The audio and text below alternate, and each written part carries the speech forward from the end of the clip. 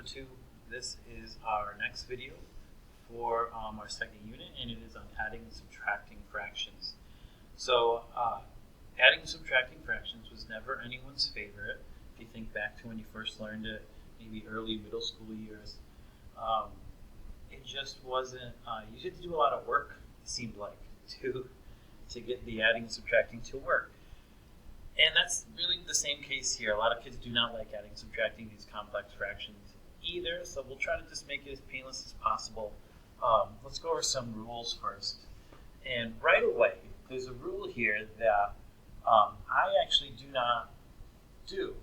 This is, so the Miss Sweeting's kids get this. She prefers rewriting the problem vertically.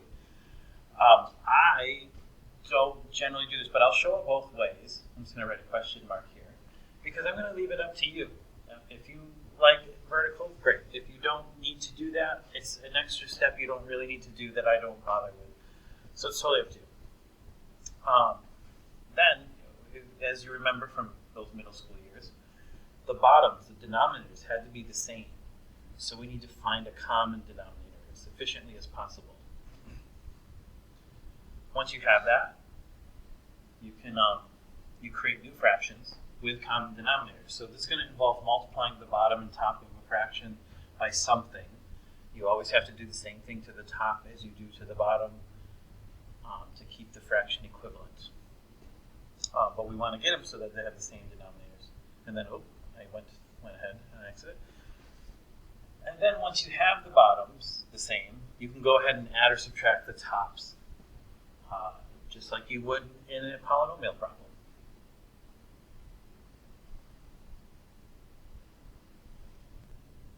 All right, for the first problem, I am going to rewrite them vertical, and you can decide if that is something you want to do. So I'm just going to write this 1 over a squared minus 1 here, and get rid of it up here, and just sort of put the plus out there.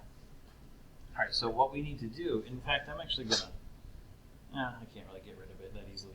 I was going to get rid of all of this, but can't just erase everything, unfortunately. I can make a white box over. I'm going to make a white box over. Hold on. Okay, there we go. Now, what we'll want to do is figure out what a common multiple of the bottom would be. To do that more easily, we really want to factor things that we can factor. So the bottom of the top one is, you pull 2 out, and you get a plus 1. It's going to help us figure out what factors are missing more easily. This one is dots, so it's a plus 1, a minus 1.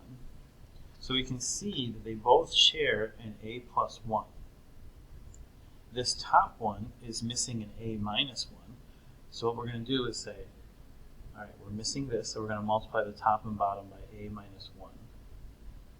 And on the bottom, the only thing we're missing is a 2. It doesn't have what the top, it doesn't have the 2 that the top one has. So we're going to multiply it by 2. Okay. Now we rewrite the fraction. So we have on this one a minus 1 on top. It just gets multiplied with the 1. And on the bottom, don't bother multiplying them through yet. Just 2 times a plus 1 times a minus 1. And this is being added to. And then this one, we multiplied this 2 also by 1. So it's just a 2 on top, all over the same thing. 2 times a plus 1 times a minus 1. Now we're allowed to add, change the color, we're allowed to add this plus this. You get a new top number, and that would end up being a plus 1, because it's negative 1 plus 2. So we have a plus 1. And this is why we don't multiply through the bottom just yet. As you can see, what's going to happen here is that this and this can be canceled out. Remember, you can't cancel out part of this a plus 1. The whole thing, though, can go at once if it matches with the bottom factor. And we end up with 1 over 2 times a minus 1. And you can leave it just like that. Okay, so for number 2, I'm not going to rewrite them. I'm just going to leave them the way they are right now. And you can decide later which one you like better. You can do all the rest of the work on your own, whichever way you prefer. So we don't have the same bottoms. We need the same bottoms, so let's do some factoring to get an idea of what each one needs. So 2 factors that multiply to -3, 2. So that would be x plus 3 and x minus 1. Over here, we're going to need a -1 and a -3. Okay, so we can see that x minus 1 is shared already, so we don't need to worry about that one. But what we do need is, on the left side, we need an x minus 3 that wasn't there before. X minus 3. So I need to do that to the top as well. And then on the right side, I'm missing an x plus 3. So I need that one. Okay, so now instead of rewriting it over on the right, I'm going to rewrite it below. And I have, let's see, x. I'm just going to kind of keep it like this for now, and then we'll decide if we want to change this. Minus x times x plus 3. Like that. So I didn't actually do any multiplying, I just kind of stuck them together. And then at the bottom, it's all 3 factors. So we got x minus 1. The order doesn't matter. Okay.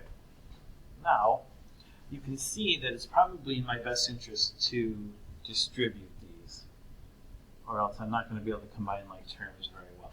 So I'll end up with x squared minus 3x minus x squared minus 3x. The bottom will stay the same.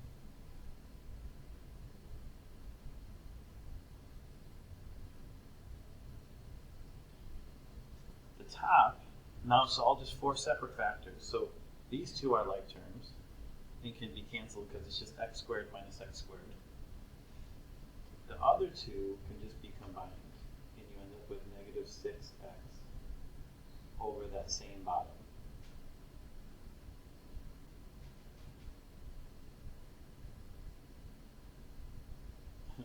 Written terribly. And sometimes your answer is just kind of ugly like that, and that's the way things go. It's always nice when things cancel more, but sometimes they just don't. All right, let's do one more together before I start kind of hoping that you do it on your own and then check your answer after you're done. So let's see. We got b minus 3 and 3 minus b. Now that one, okay, so think about that from a couple classes ago, I guess, where we said if you have b minus 3 over 3 minus b, you're allowed to cancel them, and then what's left? A -1.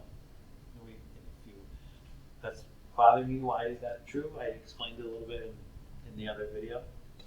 So that means that basically if I just multiply one of these by -1, let's do this one on the top and bottom, then I'll have what I need. The bottoms will actually match. I'll get b minus 3. Because they'll just swap. That'll become positive and this will become negative. So I can rewrite this as 3 over b minus 3 minus, so I multiply these. So I could write minus -5, but I'm just going to write plus 5 now over b minus, oops, I said b, wrote 5. B minus 3. And that one's actually super simple. You just end up with 8 over b minus 3. So number 4, you go ahead and do it. I'm going to do it too. I'm going to pause it and then check in a second.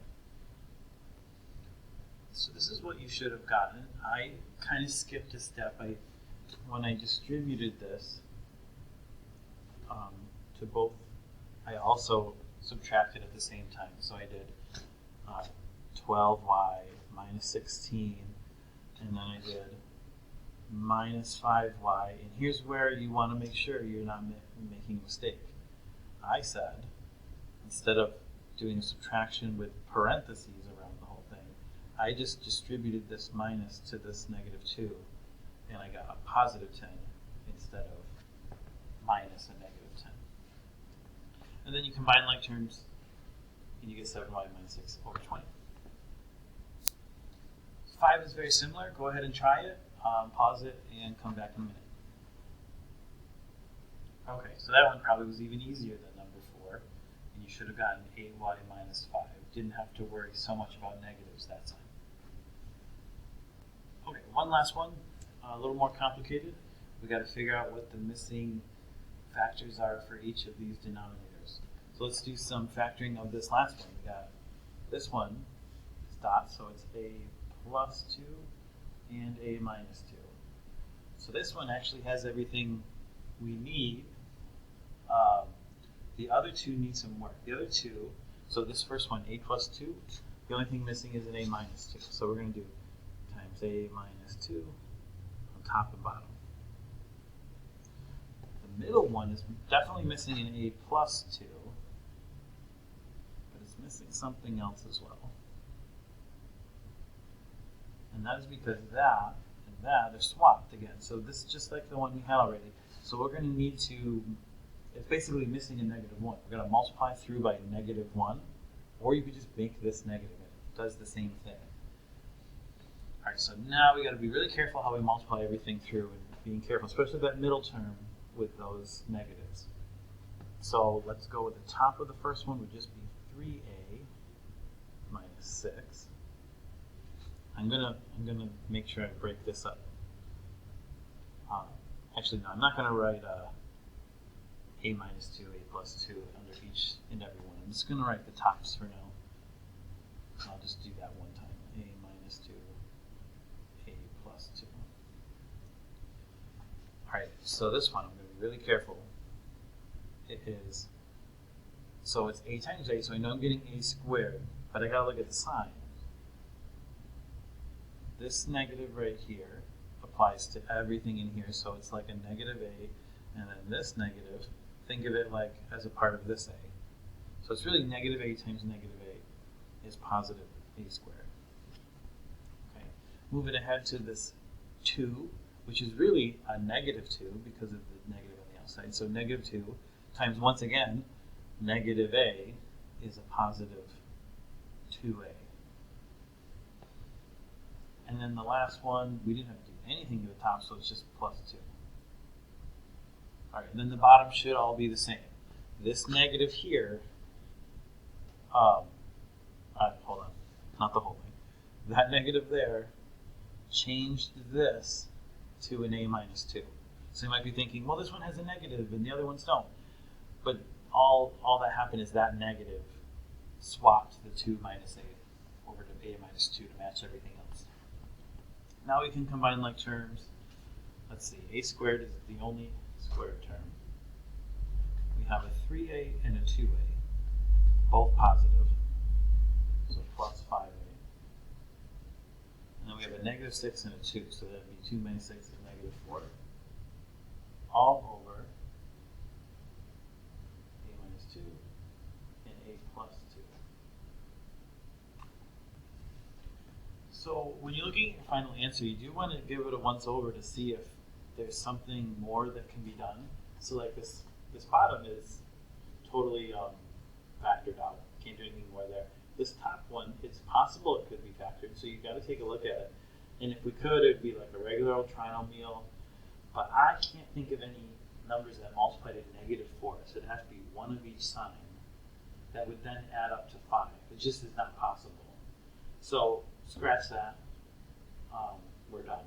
But you do want to make sure you're checking that, because that very easily could have ended up factoring into something that could cancel. Okay, that is it. If you have any questions, please send me a message. It is kind of short. Those are 2 main examples. But if you're stuck, again, send me a message. We can work on them together.